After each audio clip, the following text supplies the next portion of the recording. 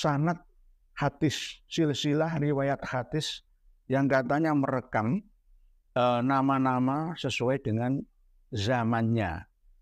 Bukti bahwa keturunan Ahmad bin Isa itu ada di Hadramaut, Yaman, dan berhijrah dari Basrah ke sana. Berikut mencantumkan tahun-tahunnya. Walaupun ini sudah lama, sudah hampir 3 pekan, tetapi ini belum dihapus. Seakan-akan ini nanti dianggap sebagai sebuah kebenaran. Engkau ku hargai.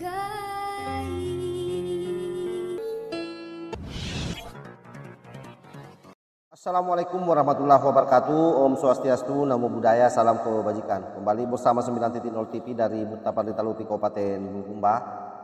Menarik apa yang disampaikan oleh Kiai Nur Ikhyak dari Ampel, di mana beliau secara tegas, lugas memberikan klarifikasi atau bantahan terhadap apa yang menjadi temuan Humail Abbas yang selama ini digaungkan oleh klub pendukung Ba'alawi bahwa Humail Abbas menemukan kitab sejaman. Padahal adapun catatan yang Humail Abbas sekitar 3 minggu yang lalu sempat dia memang cantumkan di dalam channelnya, di beranda channelnya, bahwa telah ditemukannya hadis-hadis yang menceritakan, riwayat-riwayat hadis yang menceritakan dari masa ke masa keluarga daripada Ba'alawi ini, dalam hal ini Ubaidillah. Tetapi kemudian hal tersebut oleh Kiai Nur Ikhyak dibantah dan bagi beliau dianggap bahwa ini adalah sesuatu cerita yang palsu, sesuatu narasi yang palsu, sesuatu catatan yang tidak benar, yang jangan sampai kemudian ini dianggap sebagai kebenaran oleh umat Islam. Oleh karena itu beliau menguraikan bantahannya secara rasional berdasarkan fakta-fakta yang ada. Karena itu wajib hukumnya kita ini semua mempelajari ini, mengikuti ini, betul-betul menonton ini sebagai satu bentuk edukasi kepada kita semua agar kita tidak membabi buta, baik itu dalam rangka merungkat nasab klan Ba'alawi ataupun para pendukung klan Ba'alawi yang masih menganggap bahwa klan Ba'alawi itu suriat Rasulullah Sallallahu Alaihi Wasallam. Bagaimana Kiai Nur Ikhyak memberikan tamparannya terhadap Gus Humail Abbas, terhadap Humail Abbas, sang pencinta baik, sang pemain bola yang rela keliling Timur Tengah mendapat bayaran demi untuk membantu klan Ba'alawi supaya nasabnya tidak rungkat. Dalam hal ini berupaya keras bagaimana mendapatkan kitab sejaman, sekalipun sampai hari ini masih tetap gagal. Karena itu mari kita saksikan bersama-sama seperti apa uraian dari Kiai Nur Ikhyak. Pada kesempatan yang penuh dengan suasana yang membahagiakan ini, kita kembali kepada mengoreksi. Dan saya masih melihat di channel beliau Pamitnya Ngantor, Gus Romel itu belum menghapus tulisan beliau tentang sanad hadis, silsilah riwayat hadis yang katanya merekam nama-nama sesuai dengan zamannya. Bukti bahwa keturunan Ahmad bin Isa itu ada di Hadramaut, Yaman, dan berhijrah dari Basrah ke sana. Berikut mencantumkan tahun-tahunnya. Walaupun ini sudah lama, sudah hampir 3 pekan, tetapi ini belum dihapus. Seakan-akan ini nanti dianggap sebagai sebuah kebenaran. Padahal ini salah total. Poin yang keempat sudah saya bahas bahwa Imam Abu Hasan Ali Asy-Syanini yang mendapatkan silsilah meriwayatkan hadis dari Muhammad bin Ali Al-Faqihil Muqaddam melalui Habib Abdullah bin Muhammad wa Abbad itu sudah tidak masuk akal karena kedua-duanya sudah meninggal dunia. 51 tahun meninggal dunia, ya, terus yang satunya lagi 74 tahun meninggal dunia. Pada tahun 761 masih meriwayatkan hadis, masih bisa beraktivitas lah. Ini coret gagal. Yang poin keempat. Sekarang yang akan saya bahas adalah poin pertama. buktinya ialah ini Gus Romel Abbas memperlihatkan bukti seakan-akan ini nyata, gitu loh. Seakan-akan ini benar adanya, padahal ini salah semua. Ya tidak semuanya 100% salah, tapi kebanyakan salah. Karena di dalam satu hasil penelitian atau skripsi karangan buku, jika tidak dikoreksi, tidak ditasheh ya oleh orang lain, ya gurunya atau pentasheh ya netral, ya maka karya itu dianggap tidak sah. Sah menurut dia sendiri, tapi tidak sah menurut orang lain dan tidak boleh disampaikan ke khalayak umum karena cacat materi, cacat ilmiah. Nah, ini buktinya ialah isnad atau mata rantai riwayat yang saya dapatkan dari kurang lebih 75 hadis melalui beberapa tokoh Ba'alawi sekaligus mengkonfirmasi mereka sebagai sosok historis. Nah, ini yang beliau Gus Romel sampaikan dan masih ada tulisannya. Nah, ini bagi orang awam kan, oh benar ini, padahal salah. Dan beliau tidak meralat yang ketiga kali, ya, atau membatalkannya atau menghapusnya. Ini yang berbahaya. Nanti akan dipropagandakan terus-menerus dan dianggap sebagai sebuah kebenaran. Coba kita lihat, kita buktikan. Ini pertama, Abdul Haq meriwayatkan hadis pada tahun 542, masuk akal. Kalau meriwayatkan hadis pada tahun 542, karena beliau lahirnya itu tahun 516.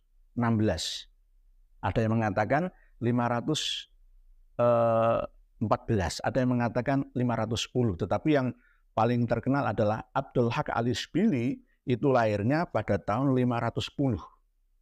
Kita ambil yang mana terserah, ambil 510 saja biar enak.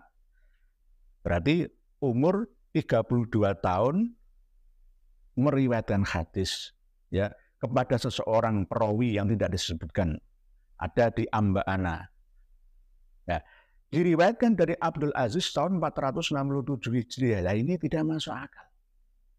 467 Hijriah itu Abdul Haq al-Ishbili belum lahir. Lahirnya tahun 510. Kok bisa? Padahal ini sudah diralat yang kedua. Jadi ada tulisan ralat ini. Yang pertama itu justru malah tidak masuk akal lagi. Abdul Haq meriwayatkan hadis pada tahun 460 dibolak-balik. Ini sudah diralat, masih salah lagi. Gitu. Pertama salah. Kedua salah. Ketiga ya harus dihapus. Nggak boleh diralat lagi. Sudah nggak bisa. Harus gentle sebagai seorang historian atau peneliti. Harus mau mengakui kesalahannya. Gitu. Coba lihat kitab karangan Abdul Haq al-Ishbili, Al-Ahkamus Syariah As-Sughra As-Sahihah. Lil Imam Al-Hafidh Abi Muhammad Abdul Haq al-Ishbili, Al-Mutawaffa sanata 581. Kita buka biografi beliau halaman 22. At-Ta'rif Mu'alifil Kitab. Ismuhu wa nasabuhu wa Abu Muhammad Abdul Haq bin Abdurrahman bin Abdillah bin Al-Husaini bin Sa'id Al-Azdi Al-Andalusi Al-Ishbili Al-Bajai. Nah, keterangan terus sampai bawah. Pada angka kedua, mauliduhu wulida bi Ishbiliyah. Wa tulifa fi tarihi maulidihi ala thalathati aqwalin. Jadi kelahiran Abdul Haq al-Ishbili itu masih diperdebatkan. Ada 3 pendapat. Yang pertama, al-awwal sanah 510 Hijriah. Nah, ini ada yang mengatakan 510 Hijriah. Wa huwa qaulul aksarin, ini kebanyakan ulama ahli sejarah mengatakan beliau dilahirkan pada tahun 510 Hijriah. Ya. Terus wa haddadahu ba'dhum aktsara faqala fi syahri Rabiul Awal wa sa'yakuna huwa ar-raji min ajli hadha at-tahdid fa innahu yadullu ala ziyadati tathbit wa tawqid. Jadi ini yang lebih masyhur, lebih kuat. 510 Hijriah. Ats-tsalits sanata 514. Dan terus ats-tsalits sanata 516, ada 3 pendapat. Kita pilih yang pendapat terbanyak saja, terkuat, yakni 510. Halaman 22, kitab karangan beliau langsung Abdul Haq al-Ishbili Al-Andalusi Al-Bajai. Ini. Nah, beliau Gus Romel Abbas menulis Diriwayatkan dari Abdul Aziz tahun 467, berarti Abdul Aziz ketemu dengan Abdul Haq al-Isbili ini pada tahun 467, itu belum lahir.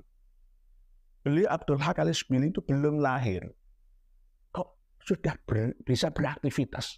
Yang poin keempat yang kami bahas pada satu sesi video yang lalu itu sudah mati.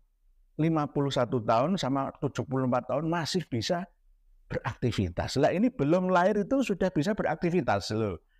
Ya inilah yang pada waktu saya ketemu langsung dengan Kiai Haji Maduddin Usman itu sanad halu ya. Ya benar, halu. Halu.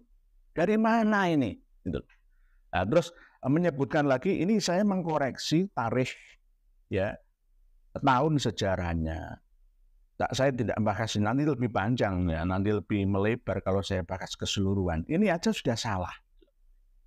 Yang menyalahkan siapa? Ya kitabnya sendiri. Kitab karangan Abdul Haq al-Isbili sendiri yang mengatakan. Itu bukan saya. Saya hanya mengutip, menyampaikan kebenaran supaya ini tidak dianggap sebagai sebuah kebenaran. Gitu. Salah ya tetap salah. Gitu. Terus lagi mengatakan bahwa Abu Muhammad Hasan Al-Allal. Kok ada nama Al-Allal itu tulisannya siapa, dari mana? Abu Hasan Muhammad Hasan Ad-Dallal. Kalau Al-Allal itu mungkin salah tulisannya. Itu. Mungkin salah, manuskripnya itu harus dicek, dites. Kertasnya itu benar-benar kertas tua atau kertas tua tulisan baru, atau tulisan lama kertas baru lah, harus dites, uji materi kertas, benar-benar kertas tua atau enggak, sama seperti tes DNA. Gitu. Karena banyak di antara internal Ba'alawi sendiri yang menulis manuskrip, yang mengaku bahwa ini manuskrip aslinya, padahal itu manuskrip yang sudah dirubah sendiri, ditambahi sendiri sesuai dengan keinginannya. Gitu. Nah, ini yang menurut kalangan ilmuwan, khususnya ilmuwan sejarah atau nasab, ya tidak etis ya, tidak etis. Karena merubah manuskrip aslinya itu nggak boleh, tidak boleh, tidak diperbolehkan. Nah, Muhammad Adal, siapa yang menyebutkan itu? Dari kalangan internal Ba'alawi sendiri dengan kitab Uqudul Almas, ya, yaitu As-Sayyid Alawi bin Thohir bin Abdillah Al-Haddad. Ada puluhan kata Ad-Dallal, tidak Al-Allal. Lihat di kitab Uqudul Almas juz 2. Di situ semuanya menyebutkan bahwa Li Abil Qasim bin Abi Muhammad Hasan Ad-Dallal. Kama sabaqallahu alam, berapa kali beliau Habib Alwi bin Thohir Al-Haddad ini menyebutkan Ad-Dallal. Kalau salah ketik itu mungkin satu, ya, ain jadi dal atau dal jadi ain itu satu. Ini berkali-kali, berarti Hasan Al-Allal itu enggak ada. Ad-Dallal, Abil Qasim bin Abi Muhammad Hasan Ad-Dallal, bukan Al-Allal, gitu.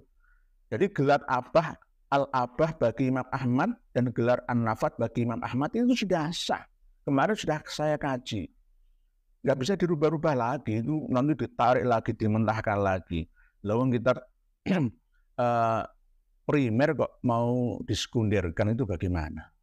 Nah ini, jadi tolong adik saya Gus Rumil Abbas untuk menghapus ini. Ya, harus dihapus.